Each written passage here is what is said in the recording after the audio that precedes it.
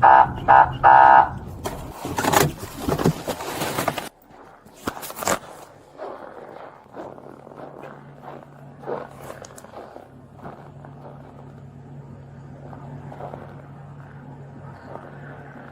can you roll your window down? Guys.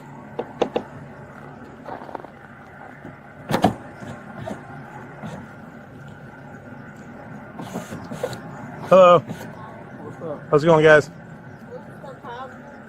Hey, Officer Raison, police. The reason I pulled you over is the lights on your license plate, they don't work. Oh. Okay. I need to fix it.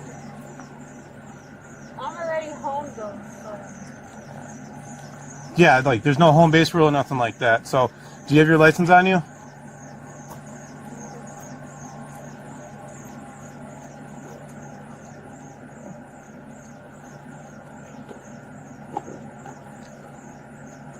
And then, Bud, do you have an ID? Where's your ID at?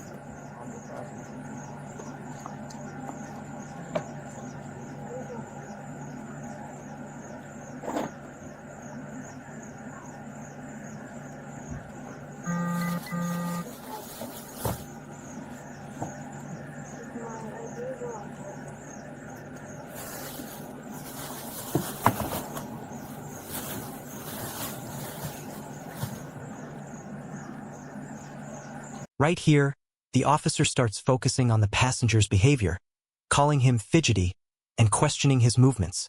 Now, legally speaking, nervousness alone isn't a crime, but officers are trained to look for behavioral cues that might suggest danger or concealment. The problem? Nervousness can mean a lot of things. Fear, anxiety, or just being uncomfortable during a police stop. So the real question is this a reasonable suspicion building? Or is this assumption starting to drive the interaction? What do you think? Should nervous behavior justify deeper scrutiny? You okay, man? Are you okay? Yeah. Why are you moving so much? Why you worried? It's cold. I don't have my physical ID with me, but I have. That's fine. Can I take a look at that? Yeah. Can you hand it to your buddy so I can't reach it? It's cold. Yeah, I know it's cold. It's cold.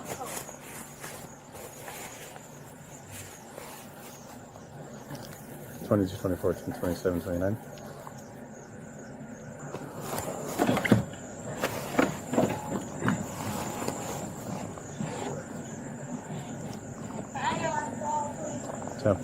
Okay, ma'am, do you have insurance?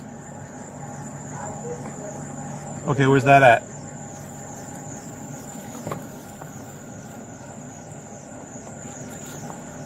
Did you see anything? He's being real fidgety.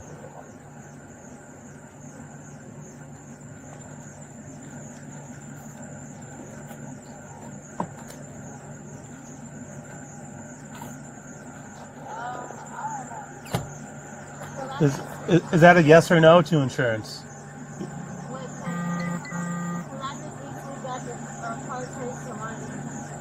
Right. Here's a critical moment.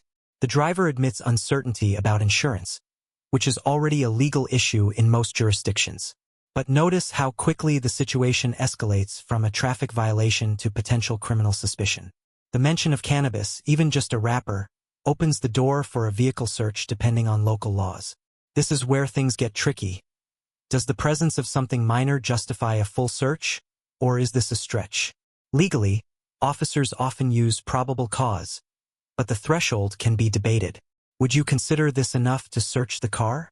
You don't know if your own car has insurance or not? Okay, just wait in the car for me. Yeah. Okay. Have her step out.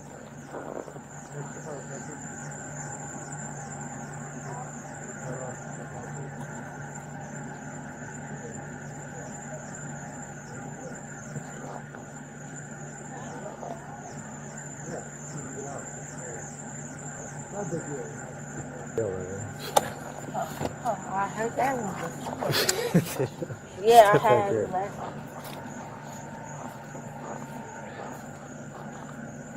So there's cannabis wrapper in the back. How much cannabis is in the car? In the Is it a car? lot? No. There's none in the car.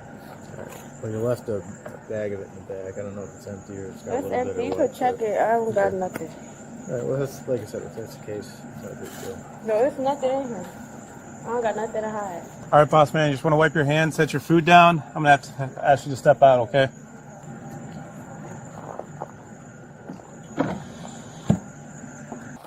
That's his house. Oh, it's his house? Okay. But I'll be right here. Alright. Is that where you guys were headed then? Yes, we just got food. Okay.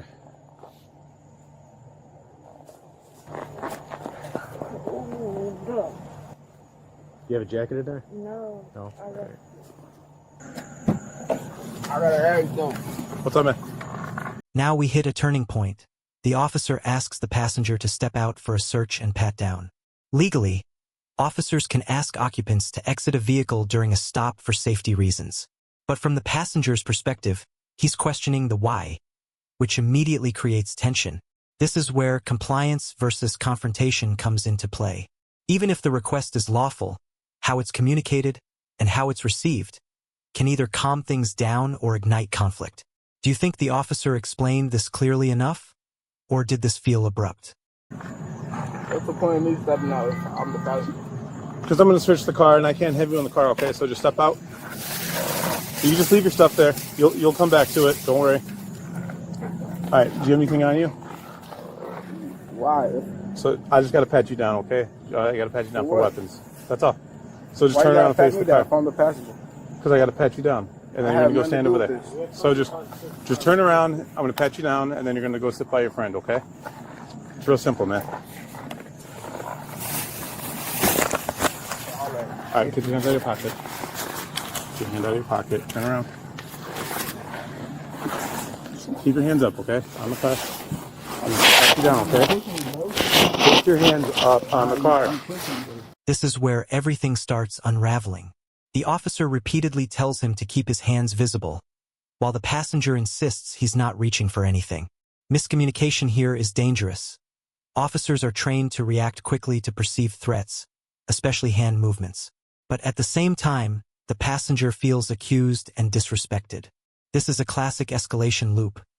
Commands get louder, compliance gets messier, and both sides start losing patience. In your opinion, who escalated this moment more, the officer or the passenger? Stop reaching for your pockets. I never reached. What are you talking about? Just put your hand in your pocket, okay? I never Just reached stop. my Keep your pocket. hands up. Come on, no. Keep on the car. Right? Yeah. Hands up, dude. Damn.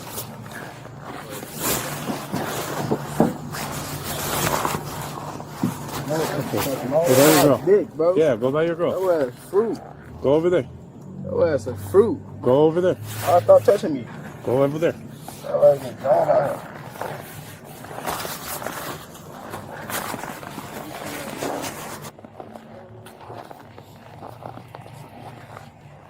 Step back over here. You don't gotta touch me, bro. No.